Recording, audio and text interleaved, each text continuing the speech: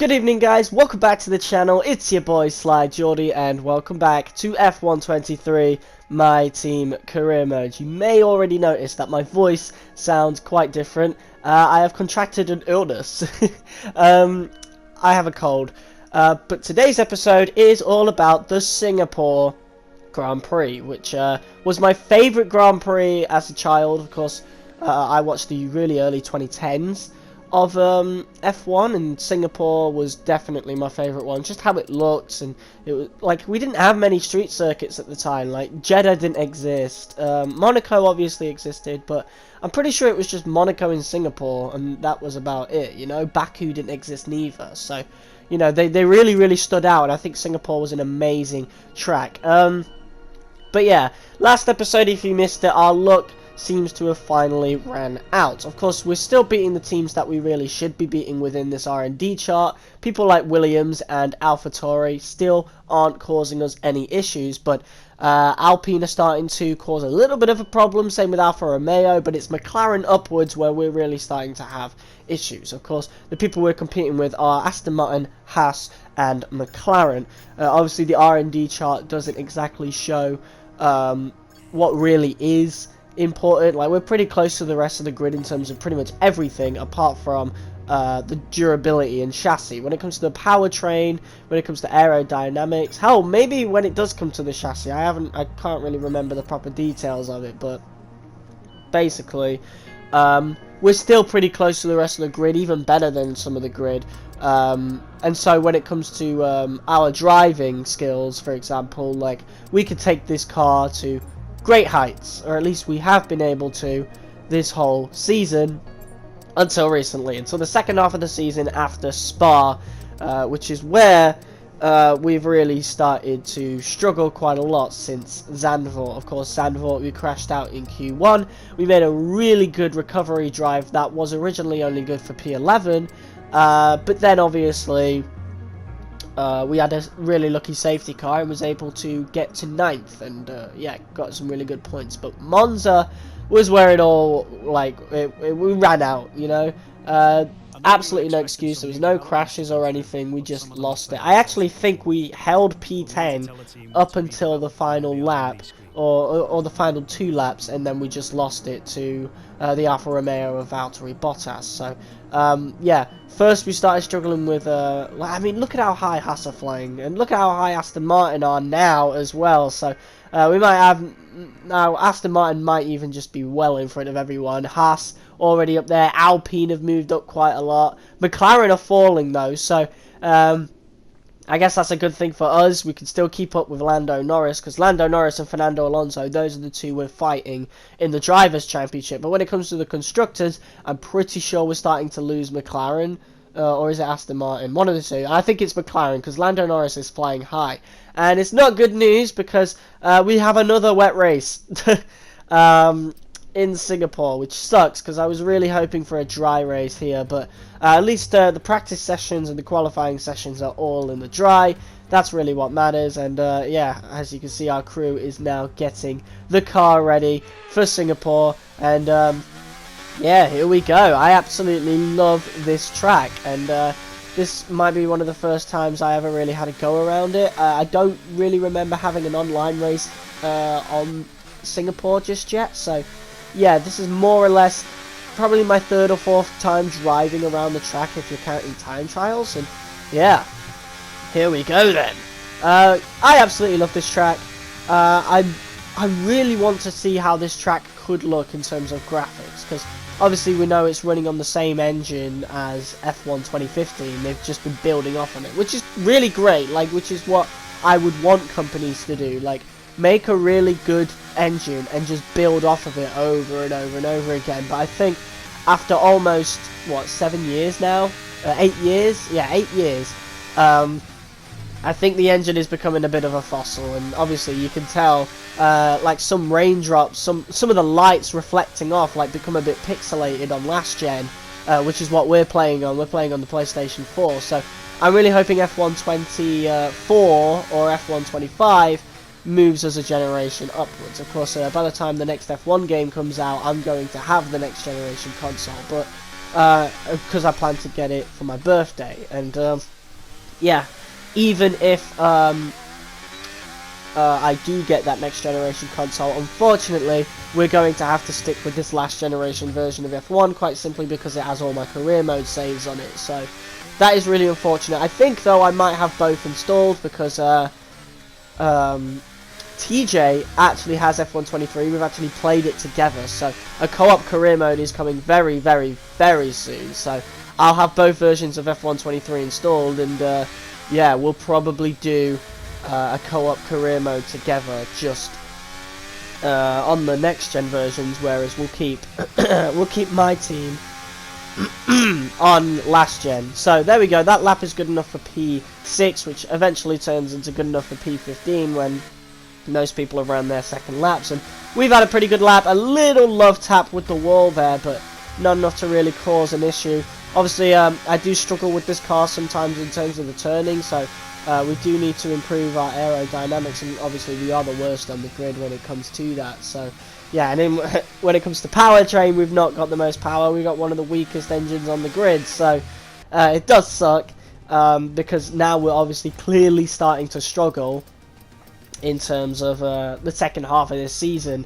But we're not slipping too far behind, of course. Like, we are slipping, don't get me wrong, and we definitely need to get some major upgrades in over and over again as quickly as we can. And I don't know when these stipulations are going to start coming in either, because I've had no announcements for it, even on the next episode afterwards, which I've already started working on.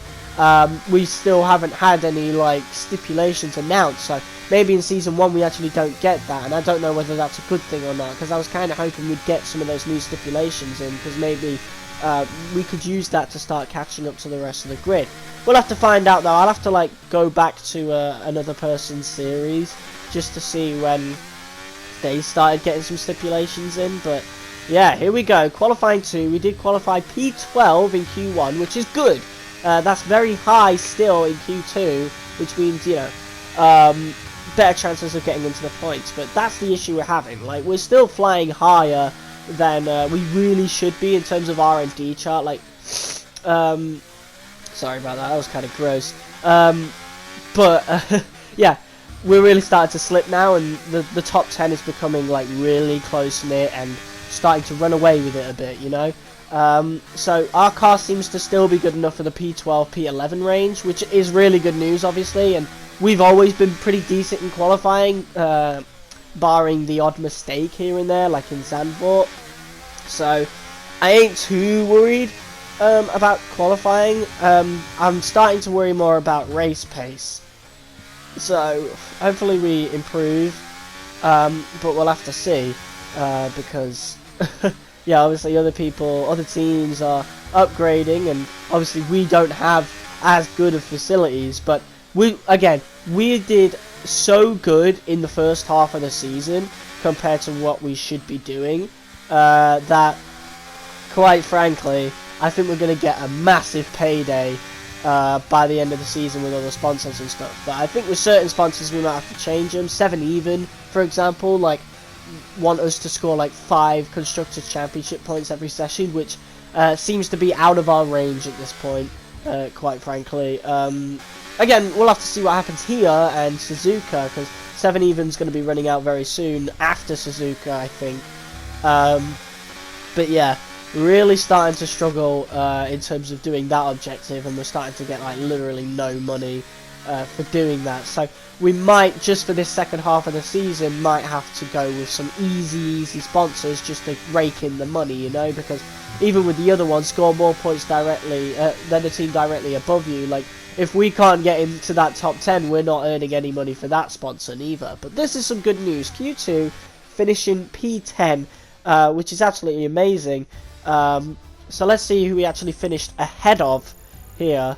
Some pretty good laps there in Q2. I'm pretty proud of getting into Q3 once again. And it is Fernando Alonso has actually been knocked out. And same with Valtteri Bottas. So those are a couple of rivals. And Nico Hulkenberg is another one that we're starting to compete with as well. We've actually put ourselves dead in the middle of the 2 Haas cars. And we only have 1 soft tyre left to actually run in Q3 here. So we're going to have to really make it count. So yeah, we've got 8 minutes to go. So I think I might be running a scrub set, maybe? I don't know. I hope this is a scrub set. I sincerely hope so. I don't really remember what I did in Q3, but yeah, going for our first lap of Q3 here. I don't really expect us to get much further past 10th, to be quite honest. We've done really well to get into Q3. You know, I don't really expect to get into Q3 at this stage of the season, but yeah, this is why I was really hoping the stipulations would come in, because like we did so well in the first half of the season that I want us to carry those points over, you know, into that big payday at the end of the season. And I'm really looking forward to seeing like how much money we do get, because then we can really improve our facilities and really start pushing some proper upgrades into the car, because it's really needed for the season 2, you know. I don't want to be at the bottom of the... I don't want to have a similar situation as season 1 in season 2 where we're just bottom of the grid. Like, no, I don't want that. I want us to be able to, you know, compete higher, you know. At least be good enough to compete with the top 6, you know. I'm not saying like competing for the championship is our, you know, objective, but I think that would be nice, you know, just to at least have a chance of that. And we've had a little bit of a crash there. Not too much. It's not going to affect our lap too much, but I think we're going to lose a couple of tenths, that's for sure. That corner is definitely a little bit more difficult in the MyTeam career mode, and yeah, we're really struggling to turn with this car now. So yeah, and we just tried to let Perez pass, but then he just changed his mind for some reason. The AI, man, they've always had this issue. Like they just slow down so much expecting you to pass, and yeah, it's just such a pain. And obviously we unfortunately weren't able to go for a second lap because of that crash, so we couldn't get the wing fixed in time for a second lap. So unfortunately that does suck. And I mean, look at this, the high 80s in terms of the chances of heavy rain in Singapore. So I'm definitely a little scared, I'm not gonna lie. That definitely looks a bit daunting. I don't know how we're gonna do, but we've got 2002 R&D points, so that's looking really good. So we're obviously going to make some improvements. We're going to get the DRS maximum slot gap. No, we're not. I think I'm just browsing actually, but we do actually end up getting some upgrades. I think we do get the halo, because I remember wanting the halo in previous episodes, so we definitely do get that. I haven't bought it yet, but it's definitely something I am going to buy. I'm just checking out other parts, seeing which ones are major, because like we want the major ones. And obviously we're really starting to improve in the chassis department, because now we're predicted to be ahead of AlphaTauri in that. The powertrain, we're quicker than Alpine and AlphaTauri, so we have a more powerful engine than those cars, which is brilliant news. You know, that means like in terms of the Renault powered cars, me and Alpine, like, we're better. Like, we're the best Renault powered team in terms of just pure power, which is great news. And it just makes me kick myself in the teeth more and more that we didn't like improve our parts in Monza. But yeah, here we go, Singapore Grand Prix. We missed it for a couple of years, but it was great to come back to the Singapore Grand Prix. We're here at the Marina Bay Street Circuit today, located in the heart of Singapore. The circuit consists of 23 corners, 13 to the left and 10 to the right. It's a track that's incredibly technical, so don't expect to see the drivers taking too much of it at full throttle. Off the back of a fantastic qualifying session, it's time to see how our starting grid looks like for today's race. Charles Leclerc lines up on pole position, and a very happy Carlos Sainz will start second. Considering the rest of the grid, we have Hamilton, Verstappen, Russell, Perez, Ocon, Gasly, Magnussen, the owner driver, Hülkenberg, Fernando Alonso, Stroll, Oscar Piastri, Joe, Bottas, Norris, Tsunoda, Albon, De Vries, Sargent and Théo Pourchaire. Now it's almost time for lights out, so let's go down to the track. And with me today, of course, is Natalie Pinkham, They've been involved in a number of costly incidents lately. That's got to affect their mindset going into this race. Certainly, confidence is an important factor, and every time you're involved in an accident, it's not just the car you damage, but that confidence as well. But all the top racers tune that out when the race gets underway and focus on the job at hand. So here we go, guys. Really looking forward to it. Looks like soft tyres are really not the prerogative here, but I'm going to be honest, I don't know how quickly the rain is going to come. So I think we are going to start on the softs, because if it does go in the first 10 laps, then at least we've gotten like some of the fastest lap times possible. So it looks like people have gone for like really different strategies here. A lot of the teams above us have actually gone for hards. Of course, Hulkenberg's gone for mediums. Alonso's had a similar idea to us, which makes sense. He is smarter than most of the grid because well, he's Fernando Alonso. He's got a lot more experience. He's a two-time champ. So it's nice to see that we are on the same wavelength as a former champion. As we line up here for the grid start, we should get a really, really good start here. Obviously not purple, not what we want, but it's better than, like, you know, getting our position reset. And we have a nice little angle here, so we can just get right in the middle of Gasly and Magnussen, and maybe even Ocon, guys that we're definitely better than. But yeah, the Alpines have less power than us, but they must have some amazing aero and chassis. Like, they're still qualifying ahead of us. I don't know though. We can't really know for sure because you know, we ran out of time to fix our wing. But that is a beautiful start here. We're now side to side with Ocon, and we've gone from P10 to P7. So yeah, definitely starting on the soft tyres was a great choice, as we are now side by side with Max Verstappen, a familiar face. Weirdly enough, you know, I think Verstappen is leading the championship, and we keep seeing him, like, out of everyone. I don't really run into the other guys too much, especially Hamilton or Leclerc. We really don't run into those guys. We ran into Hamilton a little bit at Spa, Leclerc at Monza, not Monza, Zandvoort, but yeah, it's Verstappen we're running into the most in terms of altercations and 1v1s. It's crazy, because he's the best guy on the grid, he's the champ. I'm pretty sure he's leading the championship, and obviously we're going to be hindering his chances of keeping that lead, as we have completely, like, just made him lose so much time, almost a second and a half, to Sergio Perez and the rest of the top 5. George Russell started on the mediums. I don't know what the rest of the guys are starting on, but Ferrari have started, like, right up front. Sainz and Leclerc have made an excellent start to Singapore, and we've made an excellent start as well, P6. So we're hoping to keep P6 going into, you know, the rain. Again, I don't know when it's going to start, but we've got 21 laps. So quite a lot of laps around Singapore here. I don't know if it's one of the longest races on the calendar. It might actually be. I don't know. I forgot how long Spa can be. But yeah, here we go. End of the first lap. And we've got a P6, which is wonderful. As we set a 1:49, so Max Verstappen is passing us now, and I think we're going to fully let him pass.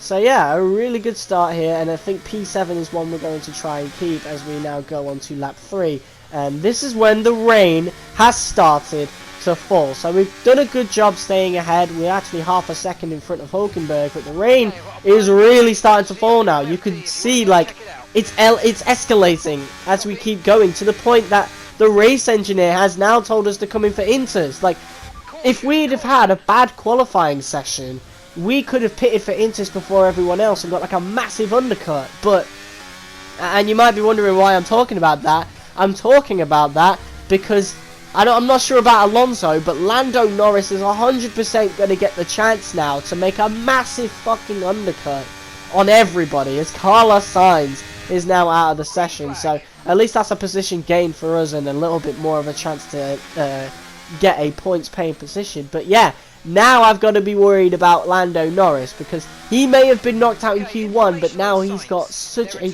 big opportunity ahead of him to actually regain positions and actually get to the points. It's crazy. And we know that Codemasters have an issue coding their AI. Funny that they're called Codemasters, but yeah, they have an issue coding their AI for transitional periods, and we, even though we should have the grippier tyres, still at this point, we are struggling. We're actually on skates, as Hulkenberg and the rest of the grid are driving absolutely beautifully. We're struggling to make it round corners like this, as he gets right up the back of us. Like, yeah, we're at a severe disadvantage now. Look at how close he's getting, as we really struggle to get round some of these corners. Like, we are really drifting round all these, and yeah, the AI is just going through it normally, just a bit slower. Like, we've actually lost almost 10 seconds to the top 5 because of this, you know? I think that is so unfair, and I think the AI needs a rework, particularly in this stage of the race. Like, oh god, it's just terrible, but at least it doesn't have to last too long. But maybe we've lost much time, and strangely enough, Fernando Alonso keeps going on the softs, which is so weird, and so does Yuki Tsunoda. Why are they going an extra lap? I think they've completely ruined their entire race, and maybe that's because Nick de Vries and Lance Stroll have pitted in the same lap. I'm not sure. So I don't know, because we're double stacking. So Teo Pourchaire is going to gain some positions, hopefully. But yeah, there you go. Logan Sargent was one of those people that managed to pit early, and there goes Lando Norris. I told you. So we've lost positions to Logan Sargent, of all people. So Logan Sargent's got an excellent opportunity at getting points here. Crazy. But now we've got to try and catch up to Lando Norris, which we're unable to do, as we're struggling quite a lot here. And now Valtteri Bottas, we're coming under a lot of pressure from Valtteri Bottas, a very familiar face. We remember our battles with him at Imola, and of course recently at Zandvoort, where we really struggled to keep up with Bottas, and it, you know, it was the safety car restart that actually helped us keep up with him. But as you can tell, we're starting to struggle a little bit, and the AI isn't struggling as much. But yeah, this is why we need to really improve on our chassis, as Esteban Ocon has spun out.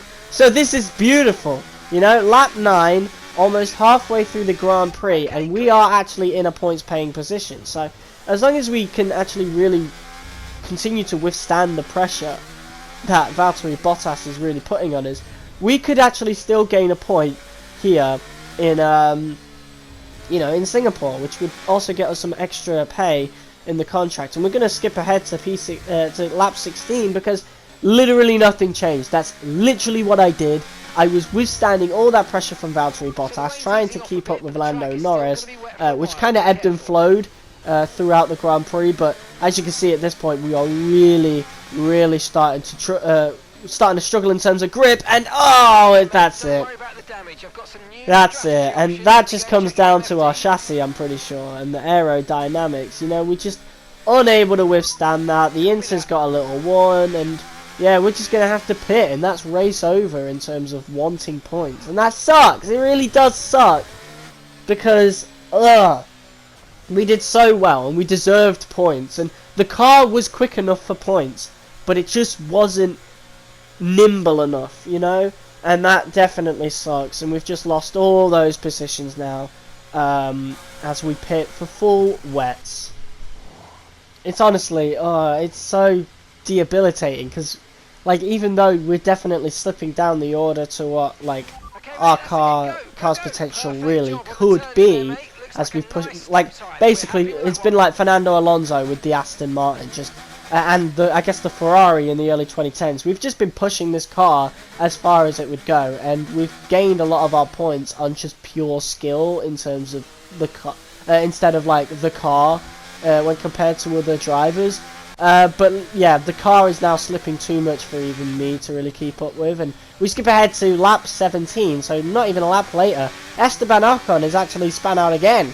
So yeah, he's going to be on worn Inters, so he's really struggling for some reason. And why is he the only one spinning out? That's so strange to me. But we're really catching up to him now. So in terms of pride, at least we don't you know, really lose too much. It's not embarrassing, I suppose. It's just in terms of the car, we really do need to improve for like these really wet weather situations. And it sucks because like in the first half of the season, like we were really good in the wet. Monaco comes to mind. Like we were able to keep P1 pretty easily, and I'm just really frustrated at this point. Like obviously we've just crashed into Ocon there, caused a little damage to him. I think we knocked a part of his front wing off. I was just frustrated. But we have P20, so it's not last place, and now Alexander Albon is out of the session. I think he may have span out and crashed. We're actually about to come past him right now. We've actually pulled quite a lot of time on Teo Pourchaire and Yuki Tsunoda, so if we were doing like a full length race, for example, that wouldn't have been like race over. We still would have had a pretty decent chance of getting a pretty respectable position. And as we come into the final lap now, Guan Yu Zhou has had a bit of an altercation, so we've gained another position. So honestly, P18, considering the situation and how this race has gone, I'm really not too bad. Like really not too. I'm not feeling too hard done by it. And 17th is a pretty good position for Teo Pourchaire as well, compared to Felipe Drugovic's results in the first half of the season. And we're obviously still trying to push Pourchaire up there as much as possible, which is why I'm hoping some stipulations really come in. Regulations. I keep calling them stipulations. I'm sorry.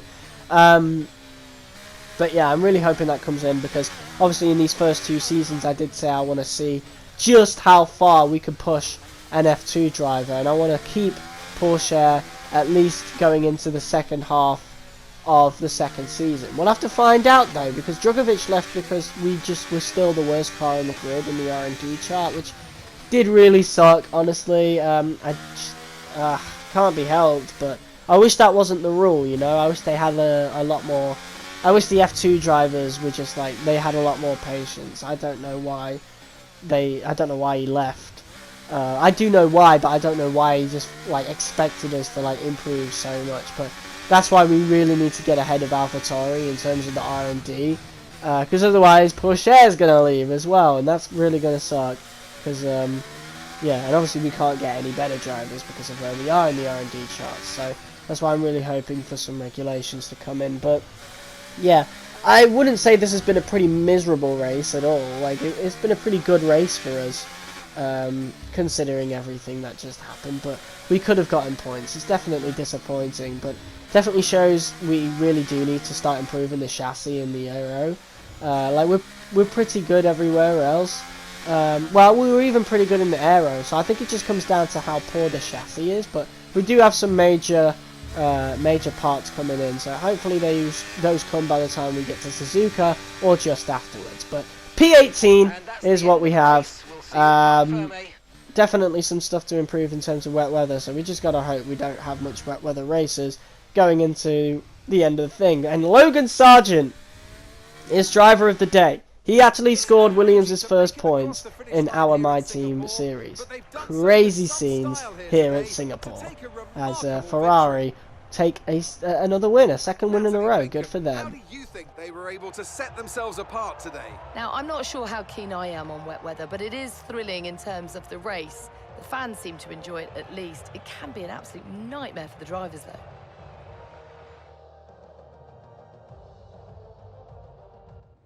Here come our winners now, a thrilling race and a tremendous effort by Ferrari. Their history is well known, so it's no surprise to fans the world over to see them come out on top once again. And as you can see, once again, it's Charles Leclerc who gets on top of the on the top step of the podium, and Sergio Perez is there. So Verstappen wasn't able to improve enough, and Hamilton's there as well. So the title race is actually really ramping up here. I just wish we were a part of it, you know? Like, I can't wait until we're part of these title races, and I really hope that really does start in the second season. But yeah, Ferrari making a late charge. You know, they've been in and out of the title race this whole season, but they're really starting to get under some pretty good form. Of course, you know, they won at Monza, and look at how close that is. Leclerc is just 2 points behind Max Verstappen. Perez is still in with a chance of winning the championship, and of course Hamilton and Russell dark horses for it, but still there, and maybe even signs, you know. I guess he could still be in the title race, and we are still the best of the rest, obviously. And Alexander Albon, the only person not to score points in this F1 season, now that Logan Sargent has gained 4 points for the Williams team, so good for them, honestly. And McLaren, obviously, a bit further ahead of us now. I think Lando Norris actually scored points. I didn't get a good look at that standings, but either way, they've definitely moved up, so I think they did score points. Oscar Piastri scored points. It was Piastri. Wow. And obviously we're not getting, like I mentioned earlier with the contracts, not getting any money, so we do really need to like step down in terms of those objectives. But a really good drive for Sargent, going from 21st to a points paying position, so good for him. But anyway guys, thank you all so much for watching this episode of F1 23 My Team Career Mode. If you guys liked it, be sure to hit that like button as hard as you possibly can, comment, share and subscribe. Next episode is the Japanese Grand Prix. So we'll see what happens there. But cheers for watching guys. I'll see you very soon. Peace!